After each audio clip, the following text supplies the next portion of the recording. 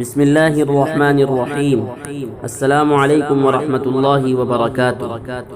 امید ہے کہ آپ سب حضرات بخیر ہوں گے۔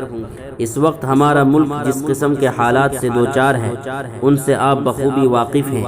بہت ضروری ہے کہ اس وقت آپ اپنی عملی کوششوں کے ساتھ دعاؤں کا خاص اہتمام فرمائیں تاکہ ہمارے ملک کے مسلمانوں اور تمام وطنی بھائیوں اور بہنوں کو امن و عافیت کے دن دیکھنا نصیب ہو، آپسی بھائی چارہ مضبوط ہو اور ہمارا ملک ہر پہلو سے ترقی کرے۔ اس سلسلے میں راقم کی آپ سے دو گزارش ہیں۔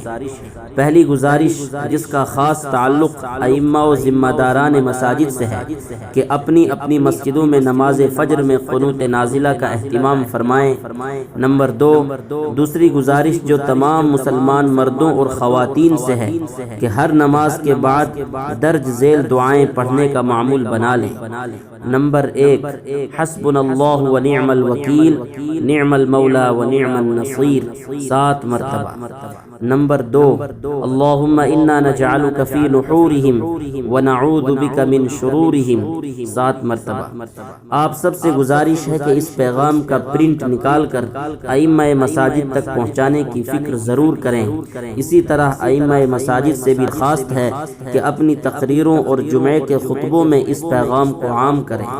والسلام، آپ کی دعاؤں کا محتاج و طالب خلیل الرحمن سجاد نعمانی، 28 صفر المظفر 1444 ہجری۔